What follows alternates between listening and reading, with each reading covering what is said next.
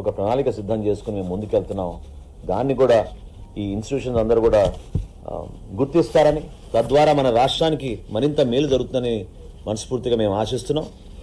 ఎవరైతే ఈ దోపిడీకి పాల్పడ్డారో, కొంతమంది ఇంకా పాల్పడుతున్నారో వాళ్ళని మాత్రం వదిలే ప్రసక్తే లేదు. ఒక్క ద్వారంపూడి కుటుంబం చేసిన అవినీతి మామూలు విషయం కాదు. ఆ ప్రాంతంలో ఇది రాష్ట్ర వ్యాప్తంగా వాళ్ళు దాన్ని విస్తరించారు. ఆ నెట్వర్క్ని డిస్మాంటిల్ చేయాలి.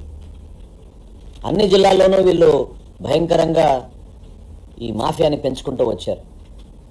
తప్పకుండా రాబోయే రోజుల్లో కఠినంగా మేము వీళ్ళపైన చర్యలు తీసుకుంటాం, సమాచారం సేకరించుకుంటున్నాం, ఇంకా తనిఖీలు చేస్తాం.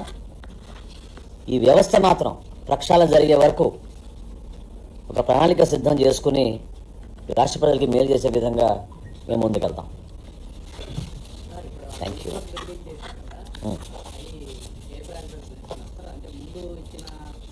ఫస్ట్ అందరికన్నా ముందు పాపం ఎవరైతే రైతులు ఆ ధాన్యాన్ని అందించారో మేము కొనుగోలు చేశామో వాళ్ళకి ప్రాధాన్యత ఇచ్చుకుంటూ లిస్టు తయారు చేసి దాని ప్రకారంగానే ఇచ్చుకుంటూ వస్తాం. ఇప్పటివరకు మీరు స్కామ్ కొంత వెలికి తీశారు కదా సార్, ఇందులో మాజీ సివిల్ సప్లై మంత్రి పాత్ర ఉంది, అదేవిధంగా ద్వారంపూడి చంద్రశేఖర్ పాత్ర. వ్యక్తిగతంగా పేర్ల గురించి సంబోధించడం ఇది సమయం కాదు. ఖచ్చితంగా సిఐడి ఎంక్వైరీ లేదా స్థానికంగా ఉన్న కలెక్టర్ గారికి ప్రస్తుతం బాధ్యతలు అప్పచెప్పాం. వాళ్ళు మాకు అందించిన వివరాలని బట్టి తప్పకుండా మేము ఫర్దర్ స్టెప్స్ మేము తీసుకుంటాం.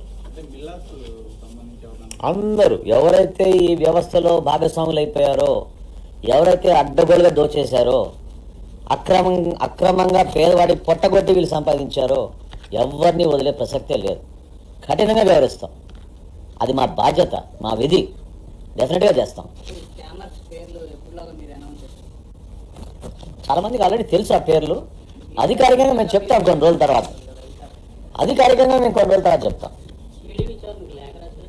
లేదండి, ఇంకా ముందు మేము మా ప్రక్రియ మేము పూర్తి చేసిన తర్వాత చేస్తాం. ఒక్కొక్క ప్రశ్న తీసుకుందాం. సారీ, ఒక్క నిమిషం చెప్పండి. అవునండి, మేము ఆల్రెడీ టెండర్లు పిలిచామండి. ఎందుకంటే దుర్మార్గంగా వాళ్ళు వ్యవహరించారు. చాలా నెలల నుంచి పాపం ప్రజలు ఎదురు చూస్తున్న కందిపప్పు కానీ పంచదార కానీ వాళ్ళు సరఫరా చేయలేకపోయారు. ఆ చర్యలు చేపట్టాం. బహుశా ఇంకా నెల రోజుల్లో అది ఒక స్టేబుల్గా అయ్యేటట్టు మేము చేస్తాం. సారీ, ఒక్క నిమిషం.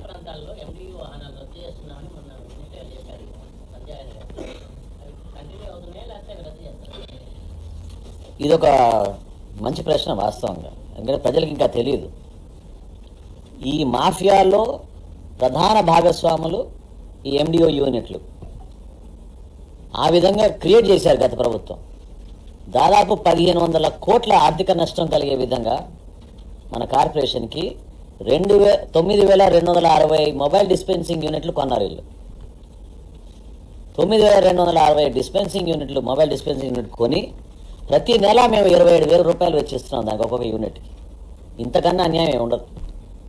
ఉన్న వ్యవస్థని ఇంకా బలపరచాలి. కేంద్ర ప్రభుత్వం ఇచ్చిన నిధుల్ని మనం సక్రమంగా వాడుకోవాలి. అంతేగాని 2027 వరకు కాంట్రాక్ట్ సైన్ చేసి 1,500 కోట్ల రూపాయలు ఆర్థికంగా నష్టం కలిగించే విధంగా కార్పొరేషన్ తీసుకున్న మూర్ఖమైన నిర్ణయం అది.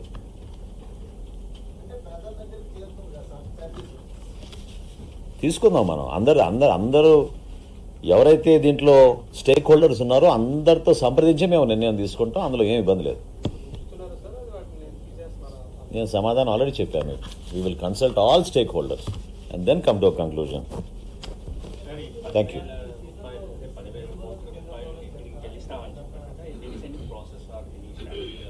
There are statutory payments that we have to make. It's our responsibility. ఖచ్చితంగా మేము ఫైనాన్షియల్గా స్టేబుల్గా ఉండి ఒక మంచి మెసేజ్ తీసుకెళ్లే విధంగా ఒక బాధ్యతతోటి, of course with the support of the state government, తప్పకుండా ఈ బ్యాంకర్స్కి, ఫైనాన్షియల్ ఇన్స్టిట్యూషన్స్కి సివిల్ సప్లైస్ కార్పొరేషన్ ఆంధ్రప్రదేశ్లో అద్భుతంగా పనిచేస్తోంది. ఒక నమ్మకంతో వీళ్ళకి మనం క్రెడిట్ ఫెసిలిటీస్ అందించవచ్చు అనే విధంగా మార్చికల్లా మేము తీసుకొస్తాం. అవునండి 2,000 కోట్ల రూపాయలు బ్యాంక్ ఆఫ్ బరోడాకు ఆల్రెడీ చెల్లించాం. ఇంకో 1,000 కోట్లు డైరెక్ట్గా ఈ రోజున మేము రైతులకు అందిస్తున్నాం. Thank you. ఏమండి, ప్రస్తుతం జరుగుతుంది కదా, ప్రస్తుతం జరుగుతుంది. తప్పకుండా మీకు ఏమైనా అనుమానాలు ఉంటే మీకు క్షేత్రస్థాయిలో ఒకసారి పర్యటించి చూసుకోండి. చెప్పింది అదేగా, we'll consult all stakeholders. విస్తృతంగా దీని గురించి చర్చించి ఒక నివేదిక మేము సిద్ధం చేసి మా క్యాబినెట్ ఒక నిర్ణయం తీసుకుంటుంది. సార్ అన్ని జిల్లాల్లో ఎంతమంది ఫార్మర్స్కి ఆ 1000 కోట్లు 50,000 రైతులకండి. ఈ 1000 కోట్లు 49,989 రైతులు